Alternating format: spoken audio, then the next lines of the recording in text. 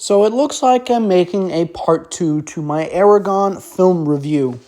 Dziękuję istotnie agus falchigo brennense YouTube channel agus wyatt asalamdam agus in you I will be doing a part 2 to my Eragon movie review.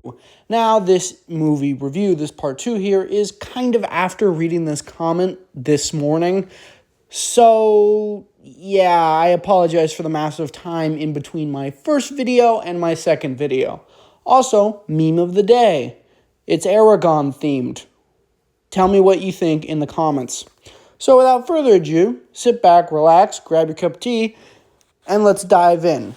Alright, let's just make one thing straight, like immediately. Knowing how lazy I can be sometimes, this will probably be a whole mini-series on my channel.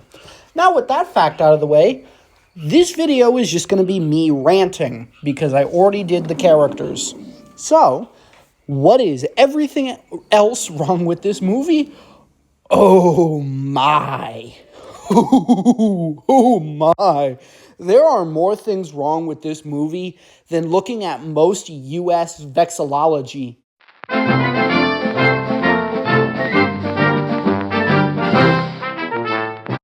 Okay, and that's, oh God, oh no, Yeah, let's start with one of the two things that the comment that I showed at the beginning of this video mentioned.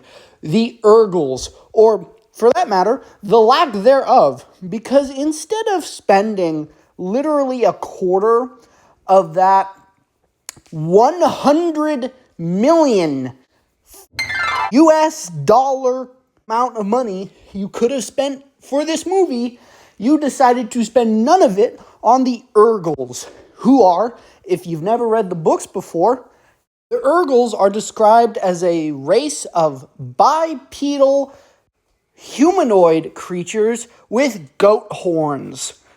They did not do that in the movie. Okay, they're goat people with a subspecies that can reach something like 12 feet tall. Instead of doing literally the bare minimum called that, they instead decided to go, nah, let's just get some random dudes, cover them in some really crappy face paint that makes them look like they're covered in dirt, and then just give them red contact lenses. It'll be fine.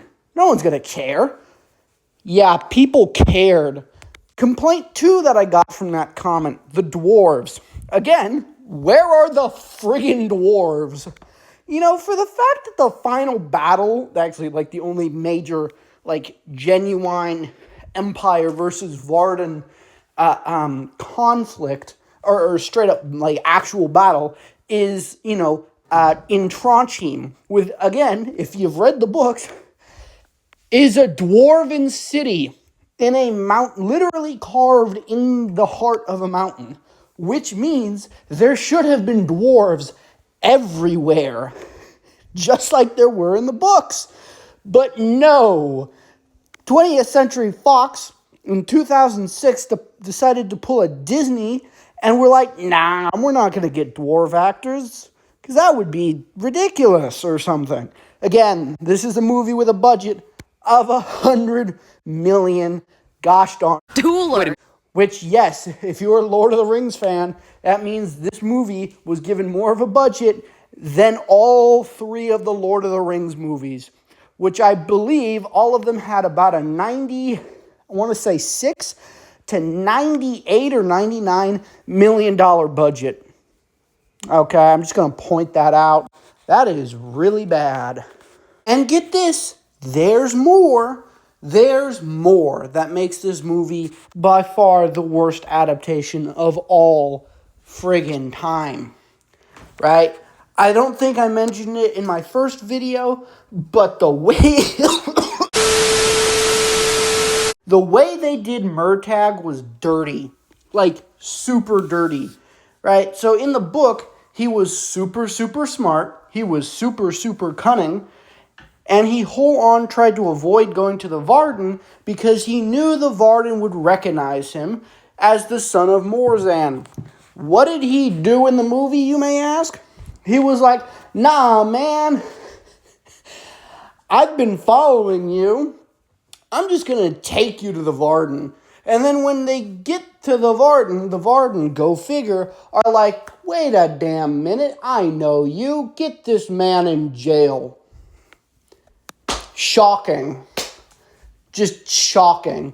Also, the whole scene with what I think is supposed to be Yazwak is such bananas, dude. First of all, they completely skipped over the whole journey with Braum, Eragon, and Saphira across the plains from Carver Hall to Yazwak. But then this gets better. When they get there, everyone is alive, which is not what happened in the books. Everyone was dead and in a massive pile in the middle of the town. And secondly, why is Murtagh just kind of there? Did the director of this film not read the book? Also, why is Angela the herbalist there? That makes no sense. That doesn't make sense. This never happened. Last point I'm going to bring up in this part 2 video is the fact that they stripped every inch of Braum and Eragon bonding from the book, completely.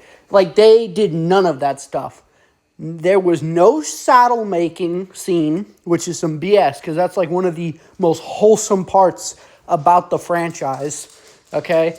And everything else, they stripped their entire relationship and condensed it into 5 minutes. And then they killed Braum. It's such BS, dude. It's such BS. Not to mention a complete waste of Jeremy Iron. Jesus, man. He was in the movie for less than 20 minutes, and then you kill him? That's a waste of Jeremy Iron. That's some BS. But, on top of that, this movie is such BS. I'm going to make a part 3, so if you want to see a part 3 to this, you know what to do. Just give me a like. Just like the video. But, yeah, as always, if you've enjoyed this video, Gurmi me lila hagash. I hope you enjoyed your cup of tea. Agus slonga fall.